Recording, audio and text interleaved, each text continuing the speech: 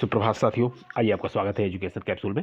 आइए हम देखते हैं सामान्य ज्ञान से कुछ questions. Denmark east India company की स्थापना कब हुई? तो देखिए 1616 ईस्वी में हुई और इसको क्या डेनिस भी कहा जाता है। कई कई जगह डेनमार्क को डेनिस कह के संबोधित किया गया है।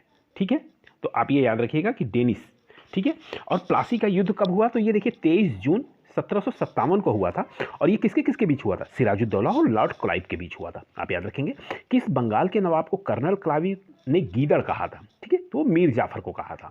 ठीक है, और प्लासी के युद्ध में अंग्रेजी सेना का नेतृत्व किसने किया? तो लॉर्ड क्लाइव ने किया था। और प्लासी का युद्ध किसके किसके बीच हुआ था? आपको पता होगा। तो ये सिराजुद्दौला और लॉर्ड क्लाइव के बीच हुआ था।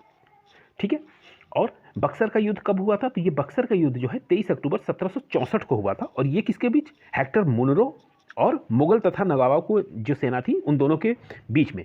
मुगल और नवाबों की सेना एक तरफ थी और हेक्टर मुनरो की सेना एक तरफ थी। ठीक है, और स्वतंत्र कर्नाटक राज्य की स्थापना किसने की? तो ये सादुतुल्ला खान ने की है।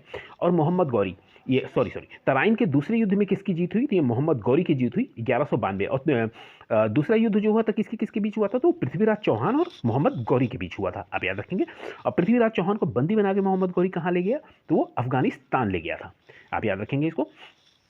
ठीक है, और चंदावर का युद्ध जो 1194 ईस्वी में मोहम्मद गौरी ने किसे हराया? तो वो हराया था जयचंद को। ये कुतुबुद्दीन ऐबक नहीं है, ये जयचंद को हराया था। आप याद रखेंगे, जयचंद को। ठीक है, जयचंद को हराया था। ठीक है, और मोहम्मद गौरी ने किसे दिल्ली और उसके आसपास के इलाकों को सौंपा? तो ये सही है, कुतुबुद्दीन ऐबक को सौंपा। बख्तियार खिलजी कैसे मारा गया? तो बख्तियार खिलजी जो है 1206 ईस्वी में खोखरों के साथ युद्ध में खिलजी मारा गया। और ये बख्तियार खिलजी कौन है? आपको पता होना चाहिए। बख्तियार खिलजी वही है जिसने नालंदा विश्वविद्यालय जो बिहार में है उसमें आग लगवा दी थी और इतनी पुस्तकें थी कि वो पूरे 3 महीने तक वो जलती रही थी। ठीक है, थैंक्स फॉर वॉचिंग। धन्यवाद।